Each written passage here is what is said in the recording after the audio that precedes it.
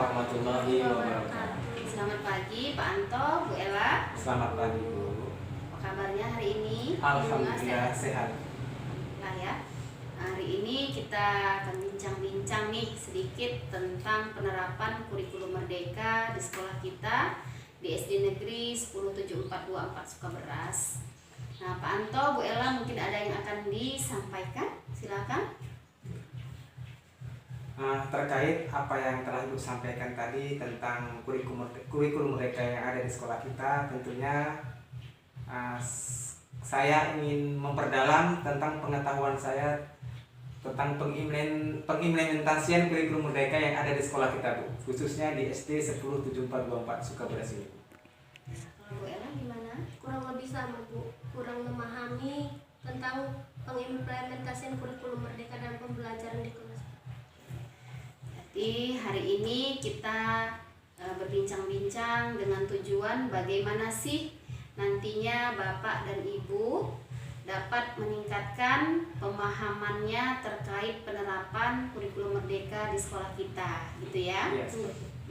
Jadi Pak Anto, Bu Ella, kalau boleh saya tahu nih, sampai hari ini apa sih yang Bapak dan Ibu ketahui tentang kurikulum merdeka?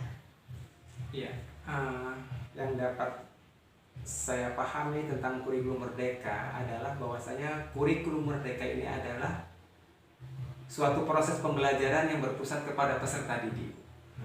Seperti itu. Kalau Ibu Ella gimana? Selain tadi kurikulum merdeka berpusat kepada peserta didik, ada juga pembelajarannya kembali kepada materi pembelajaran Per mata pelajaran, pelajaran. gitu ya. Pak Anto, Bu Ella, apa sih yang sudah dilakukan di kelas Bapak dan Ibu terkait penerapan kurikulum merdeka sampai hari ini? Yang sudah saya lakukan tentang kurikulum merdeka yang ada di sekolah kita, namanya kita masih tahap belajar, Bu. Kami tetap menerapkan kurikulum merdeka walaupun tidak sepenuhnya, karena juga kami masih mengaitkan kurikulum K13 juga, Bu. Berarti dia mengambil prinsip-prinsip dari kurikulum merdeka untuk diintegrasikan ke pembelajaran, seperti itu ya? Iya, seperti itu. Kalau Bu Ella gimana? Kalau di kelas saya Bu juga sudah melaksanakan pembelajaran seperti yang mengacu pada fase-fase A gitu di kelas 1. Namun juga masih mengacu kepada kurikulum 2013, dan salah satu contohnya lagi saya membuat keyakinan kelas. Sudah merupakan satu penerapan dari kurikulum merdeka ya, membuat keyakinan kelas. Iya. Nah, apa sih hambatan ataupun kesulitan bagi Bapak dan Ibu dalam menerapkan kurikulum merdeka ini? Di mana sih sulitnya? Itu kalau ada kesulitan, kalau ada kemudahannya nanti juga bisa diungkapkan di mana mudahnya. Ini sulitnya dulu lah. Apa sih sulitnya? Kalau menurut saya itu, Bu, kesulitan kami untuk menerapkan kurikulum merdeka ini adalah yang pertama mungkin kurangnya kami informasi, kurangnya pelatihan yang diberikan kepada kami. Kemudian juga mungkin kurangnya juga kami dalam menggali ilmu tentang kurikulum merdeka ini. Mungkin aja itu kesampaian. Iya, Bu Ella gimana? Apa sih hambatan bagi Bu Ella untuk menerapkan kurikulum merdeka di dalam pembelajaran Ibu di kelas? Kan juga kurangnya pelatihan yang diberikan kepada guru-guru dalam menjalankan IKM ini. Gitu ya. Lalu untuk mengatasi hal itu, ini kan sulit nih cari informasi, tidak ada pelatihan, tidak ada sosialisasi, tidak ada bimtek. Lalu apa sih usaha yang sudah Bapak Ibu lakukan untuk mengatasi hal itu? Apa sih? Saya nggak tahu nih gimana mau menjalankan kurikulum merdeka. Apa sih usaha saya kalau pemerintah tidak mengadakan bimtek, tidak mengadakan sosialisasi? Nah, apa yang Bapak Ibu lakukan selama ini? Kalau saya, Bu, karena kurangnya informasi dan kurangnya mungkin bimtek atau pelatihan-pelatihan yang diberikan oleh dinas terkait, tentunya saya sering sharing-sharing bersama teman, Bu. Baik melihat video-video pembelajaran tentang IKM juga alhamdulillah kita sudah ada aplikasi PMM yang di dalam PMM itu sangat banyak sekali video-video yang dapat kita contoh untuk menerapkan kurikulum merdeka ini. Kalau Bu Ella gimana? Iya Bu, sama juga. Saya juga kadang-kadang melihat dari PMM itu sendiri Bu. Juga selain itu kadang untuk menerapkannya bagaimana pembelajaran untuk di kelas itu kadang saya nengok dari video yang udah diupload ke sosmed.